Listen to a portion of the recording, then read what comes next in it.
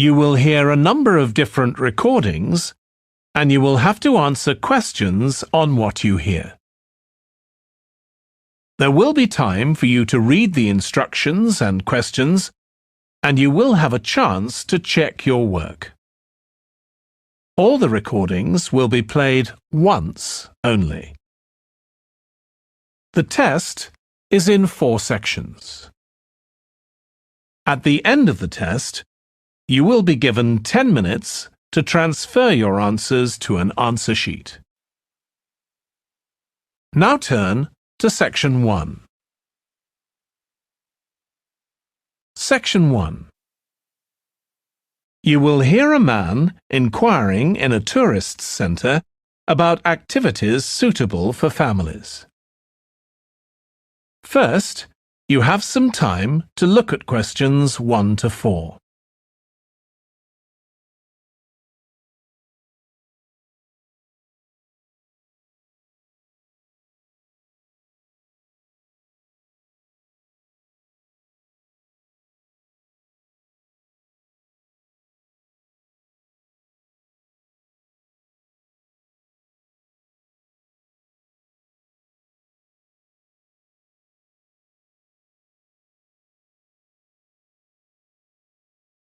Now we shall begin. You should answer the questions as you listen because you will not hear the recording a second time. Listen carefully and answer questions 1 to 4. Hi, can I help you? I'd like to find out if you have any excursions suitable for families. Sure. How about taking your family for a cruise? We have a steamship that takes passengers out several times a day. It's over 100 years old. That sounds interesting. How long is the trip? About an hour and a half. And don't forget to take pictures of the mountains. They're all around you when you're on the boat and they look fantastic. Okay. And I assume there's a cafe or something on board? Sure. How old are your children? My daughter's 15 and my son's 7. Right. Well, there are various things you can do once you've crossed the lake to make a day of it. One thing that's very popular is a visit to the country farm. You're met off the boat by the farmer and he'll take you to the holding pens where the sheep are kept. Children love feeding them. My son would love that. He really likes animals. Well, there's also a 40-minute trek round the farm on a horse if he wants. Do you think he'd manage it? He hasn't done that before. Sure. It's suitable for complete beginners. Good. And again, visitors are welcome to explore the farm on their own, as long as they take care to close gates and so on. There are some very beautiful gardens along the side of the lake which also belong to the farm. They'll be just at their best now. You could easily spend an hour or 2 there. Okay, well, that all sounds good. And can we get lunch there? You can, and it's very good, though it's not included in the basic cost. You pay when you get there. Right. Before you hear the rest of the conversation, you have some time to look at questions 5 to 10.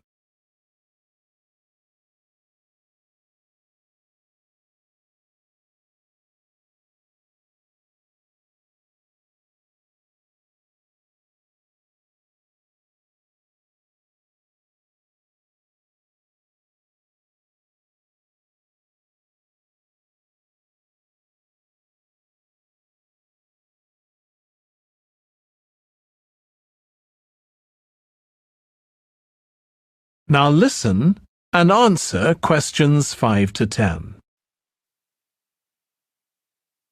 So, is there anything else to do over on that side of the lake? Well, what you can do is take a bike over on the ship and then go on a cycling trip. There's a trail there called the Back Road. You could easily spend 3 or 4 hours exploring it, and the scenery's wonderful. They'll give you a map when you get your ticket for the cruise. There's no extra charge. What's the trail like in terms of difficulty? Quite challenging in places. It wouldn't be suitable for your 7-year-old. It needs someone who's got a bit more experience. Well, my daughter loves cycling, and so do I, so maybe the 2 of us could go, and my wife and son could stay on the farm. That might work out quite well. But we don't have bikes here. Is there somewhere we could rent them? Yes, there's a place here in the city. It's called Ratcheson's. I'll just make a note of that. How do you spell it? Ratchesons.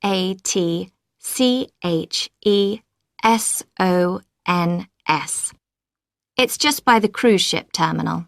Okay. You'd also need to pick up a repair kit for the bike from there to take along with you, and you'd need to take along a snack and some water. It'd be best to get those in the city. Fine. That shouldn't be a problem. And I assume I can rent a helmet from the bike place. Sure, you should definitely get that. It's a great ride, but you want to be well prepared because it's very remote. You won't see any shops round there or anywhere to stay, so you need to get back in time for the last boat. Yeah. So what sort of prices are we looking at here? Let's see. That'd be 1 adult and 1 child for the cruise with farm tour. That's $117, and an adult and a child for the cruise only, so that's $214 altogether. Oh, wait a minute. How old did you say your daughter was? 15. Then I'm afraid it's $267 because she has to pay the adult fare, which is $75, instead of the child fare, which is $22. Sorry about that. That's okay. So how do we find out? That is the end of section 1. You now have half a minute to check your answers.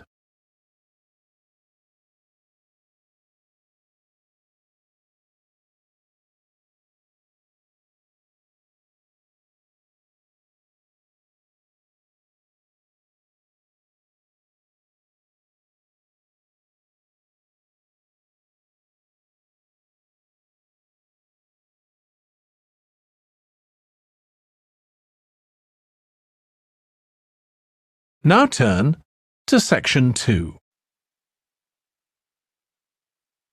Section 2. You will hear a restaurant manager talking to a small group of new staff who are starting work as kitchen assistants in a restaurant. First, you have some time to look at questions 11 to 16.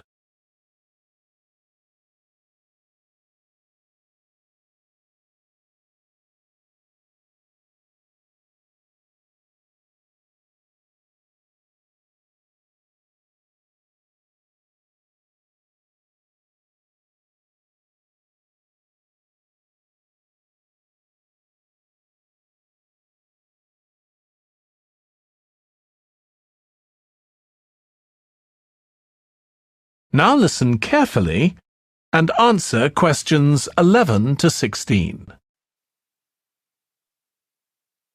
Good morning, everyone. My name's Joy Parkins, and I'm the restaurant manager. And I understand that none of you have had any previous experience as kitchen assistants. Well, you might be feeling a bit nervous now, but most of our kitchen assistants say they enjoy the work. OK, they might get shouted at sometimes, but it's nothing personal, and they're pleased that they have so many different things to do, which means they never get bored. And I'll tell you straight away that if you do well, we might think about moving you up and giving you some more responsibility. Right, well, you've all shown up on time, which is an excellent start. Now, I'm glad to see none of you have unsuitable footwear, so that's good. You need to be careful as the floors can get very wet and slippery. Those of you with long hair have got it well out of the way, but some of you'll need to remove your rings and bracelets. Just put them somewhere safer today, and remember to leave them at home tomorrow, as they can be a safety hazard. Now, it's going to be a busy day for you all today. We don't have any tables free for this evening, and only a few for lunch. Fortunately, we've got our head chef back. He was away on holiday all last week, which meant the other chefs had extra work. Now, I'll tell you a bit more about the job in a minute, but first, some general regulations. For all of you, whatever your age, there's some equipment you mustn't use until you've been properly trained, like the waste disposal system, for example, for health and safety reasons. Then I think there are 2 of you here who are under 18. That's Emma and Jake, isn't it? Right, so for you 2, the meat slicer is out of bounds, and of course none of you are allowed to use the electric mixer until you've been shown how it works. Now, you may have heard that this can be a stressful job, and I have to say that can be true. You'll be working an 8-hour day for the first week, though you'll have the chance to do overtime after that as well if you want to. But however long the hours are, you'll get a break in the middle. What you will find is that you're on your feet all day long, lifting and carrying, so if you're not fit now, you soon will be. You'll find you don't have much chance to take it easy. When someone tells you to do something, you need to do it straight away. But at least we do have a very efficient air conditioning system compared with some kitchens. Before you hear the rest of the talk, you have some time to look at questions 17 to 20.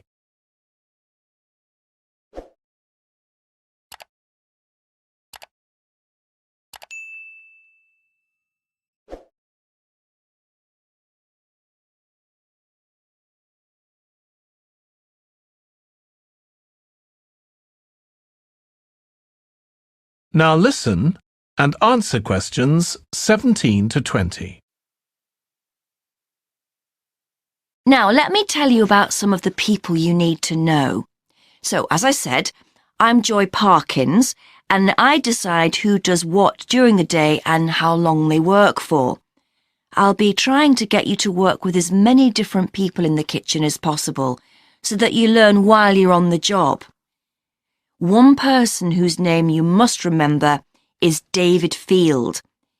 If you injure yourself at all, even if it's really minor, you must report to him, and he'll make sure the incident is recorded and you get the appropriate treatment. He's trained to give basic treatment to staff himself, or he'll send you off somewhere else if necessary. Then there's Dexter Wills. He's the person you need to see if you smash a plate or something like that. Don't just leave it and hope no one will notice. It's really important to get things noted and replaced, or there could be problems later. And finally, there's Mike Smith. He's the member of staff who takes care of all the stores of perishables. So, if you notice we're getting low in flour or sugar or something, make sure you let him know so he can put in an order. OK, now the next thing we need to cover. That is the end of section 2. You now have half a minute to check your answers.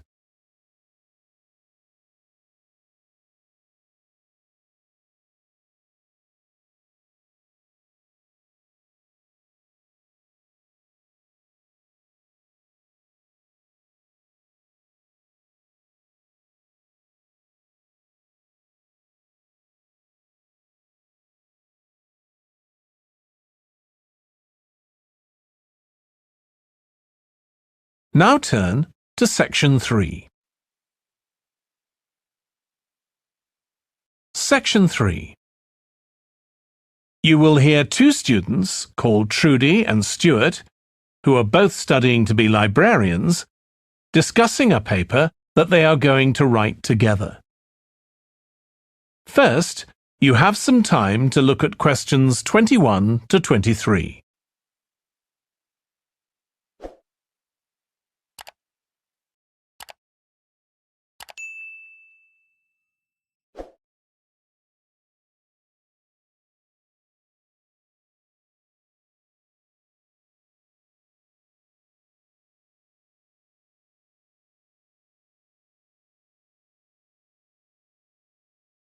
Now listen carefully and answer questions 21 to 23.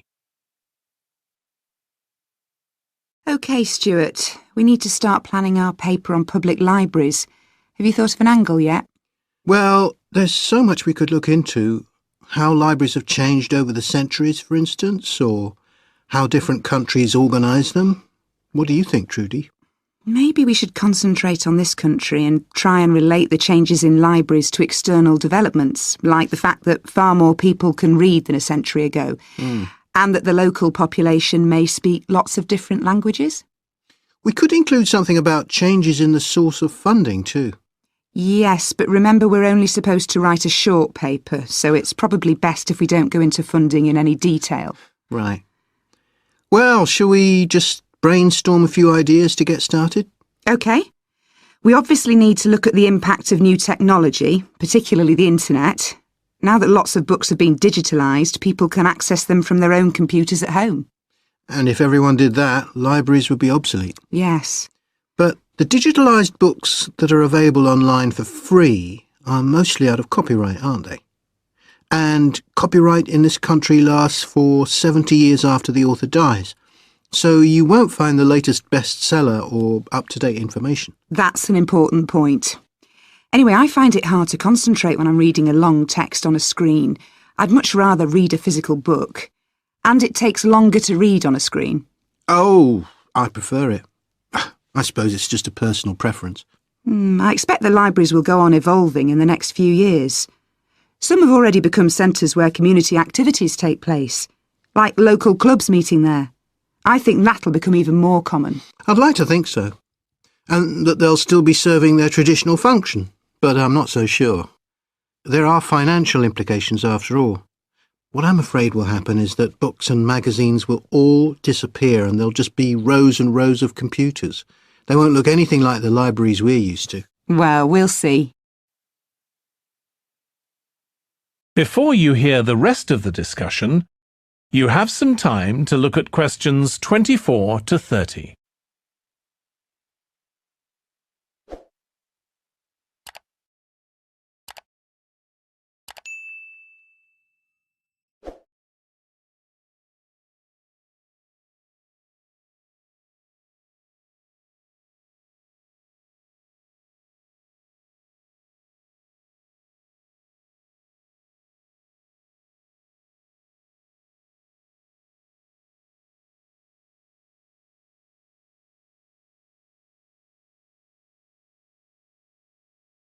Now listen and answer questions 24 to 30. I've just had an idea. Why don't we make an in-depth study of our local public library as background to our paper? Yes, that'd be interesting. And raise all sorts of issues. Let's make a list of possible things we could ask about, then work out some sort of structure. For instance, we could interview some of the staff and find out whether the library has its own budget or if that's controlled by the local council. And what their policies are. I know they don't allow food, but I'd love to find out what types of noise they ban. There always seems to be a lot of talking, but never music. I don't know if that's a policy or it just happens. I've often wondered. Then there are things like how the library is affected by employment laws. I suppose there are rules about working hours, facilities for staff and so on. Right. Then there are other issues relating to the design of the building and how customers use it, like what measures does the library take to ensure their safety? They'd need floor coverings that aren't slippery, and emergency exits, for instance. Oh, and another thing, there's the question of the kind of insurance the library needs to have, in case anyone gets injured. Yes, that's something else to find out. You know something I've often wondered? What's that? Well, you know they've got an archive of local newspapers going back years. Well, next to it, they've got the diary of a well-known politician from the late 19th century. I wonder why it's there. Do you know what his connection was with this area? No idea. Let's add it to our list of things to find out. Oh, I've just thought. You know, people might ask in the library about local organisations, like sports clubs. Well, I wonder if they keep a database, or whether they just look online. Right. I quite fancy finding out what the differences are between a library that's open to the public and one that's part of a museum, for example. They must be very different. Then something else I'd like to know is... That is the end of section 3. You now have half a minute to check your answers.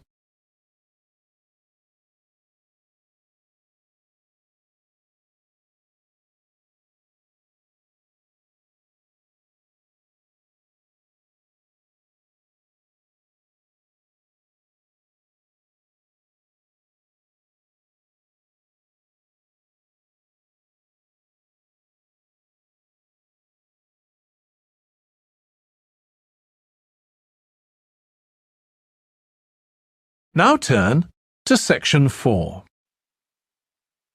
Section 4. You will hear part of a lecture for business students about business values. First, you have some time to look at questions 31 to 40.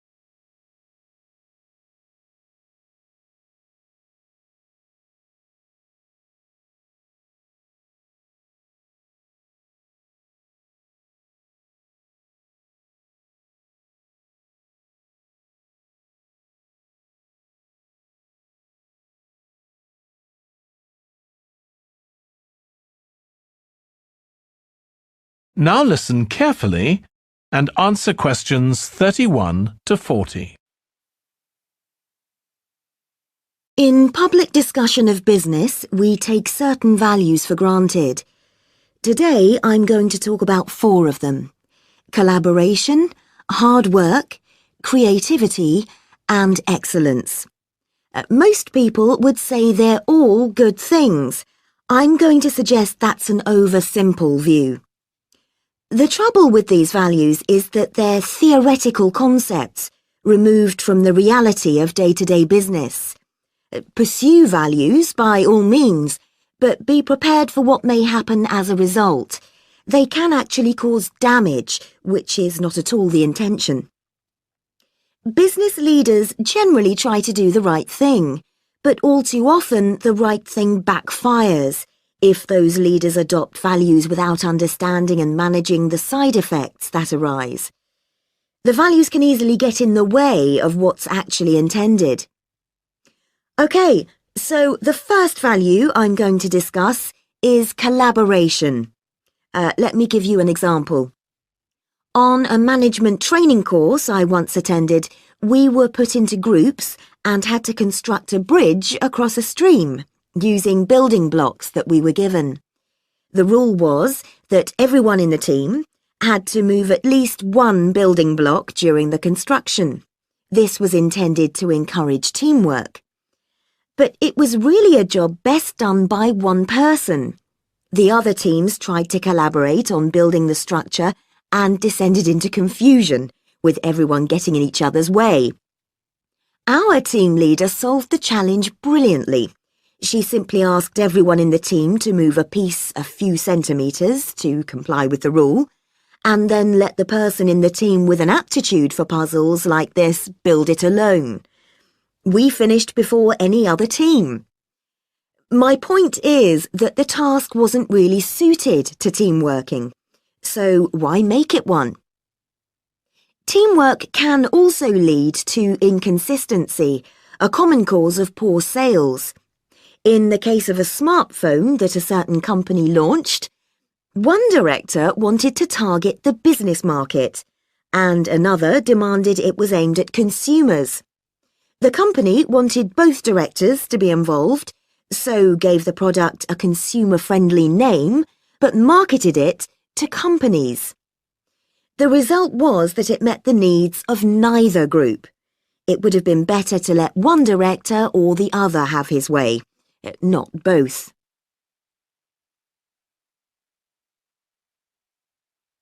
Now, industriousness, or hard work. It's easy to mock people who say they work hard. After all, a hamster running around in a wheel is working hard and getting nowhere. Of course, hard work is valuable, but only when properly targeted. Otherwise, it wastes the resources that companies value most, time and energy, and that's bad for the organisation. There's a management model that groups people according to 4 criteria: clever, hard-working, stupid, and lazy. Here, lazy means having a rational determination not to carry out unnecessary tasks. It doesn't mean trying to avoid work altogether. Most people display two of these characteristics, and the most valuable people are those who are both clever and lazy. They possess intellectual clarity and they don't rush into making decisions. They come up with solutions to save the time and energy spent by the stupid and hard-working group. Instead of throwing more man-hours at a problem, the clever and lazy group looks for a more effective solution. Next, we come to creativity. This often works well. Creating an attention-grabbing TV commercial, for example, might lead to increased sales. But it isn't always a good thing. Some advertising campaigns are remembered for their creativity without having any effect on sales. This happened a few years ago with the launch of a chocolate bar. Subsequent research showed that plenty of consumers remembered the adverts, but had no idea what was being advertised. The trouble is that the creator derives pleasure from coming up with the idea and wrongly assumes the audience for the campaign will share that feeling. A company that brings out thousands of new products may seem more creative than a company that only has a few, but it may be too creative and make smaller profits. Creativity needs to be targeted to solve a problem that the company has identified. Just coming up with more and more novel products isn't necessarily a good thing. And finally, excellence. We all know companies that claim they strive for excellence, but it takes a long time to achieve excellence. In business, being first with a product is more profitable than having the best product. A major study of company performance compared pioneers, that is, companies bringing out the first version of a particular product, with followers, the companies that copied and improved on that product. The study found that the pioneers commanded an average market share of 29%, while the followers achieved less than half that, only 13%, even though their product might have been better. Insisting on excellence in everything we do is time-consuming, wastes energy, and leads to losing out on opportunities. Sometimes second-rate work is more worthwhile than excellence. Make sure it's excellent sounds like a good approach to business, but the just get started approach is likely to be more successful. That is the end of section 4. You now have half a minute to check your answers.